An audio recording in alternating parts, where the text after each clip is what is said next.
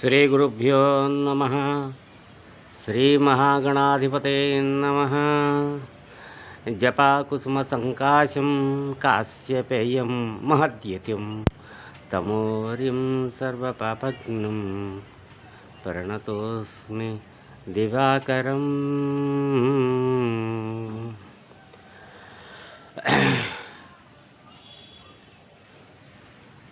విశ్వమే వేదం.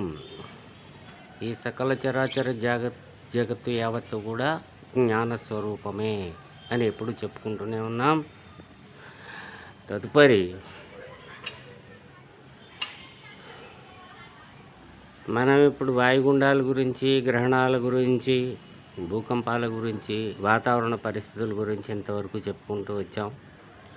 ఇప్పుడు సంపూర్ణంగా ప్రతి దాని వెనుక ఉన్నటువంటి భూమి మీద ఉన్నటువంటి వాతావరణం గురించి మళ్ళీ ఒకసారి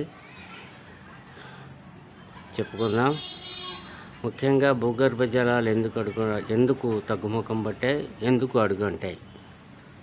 రెండవది, వాతావరణం ఎప్పుడు ఏకరీతిగా ఉండటానికి, భేదాలు లేకుండా ఉండటానికి కారణం ఏంటి, ఇది రెండు. మూడవది, సముద్రం కల్లోలంగా ఎందుకు మారుతోంది, ఈ ముందుకి వెనుకకి ఎందుకు జరుగుతోంది అన్నది ఒకటి. ఇవన్నీ కూడా కనపడకుండా మానవ జీవితంతో అనుసంధానం ఉన్నటువంటి విభాగాలు ఇవన్నీ కూడా. భూగోళం వేడెక్కుతోంది, దీనికి కారణం ఏంటి? వాతావరణంలో ఉన్న అతి ముఖ్యమైన అంశాలు: ఒకటి భూతాపం, రెండు జలము, మూడు వాయువు. ఇవన్నీ కూడా మానవ కోటికి అత్యవసరమైనటువంటి, ప్రాణాధారమైనటువంటివి. ఇవన్నీ ఇటు మార్పులకు గల కారణాలు ఏమిటి? తదుపరి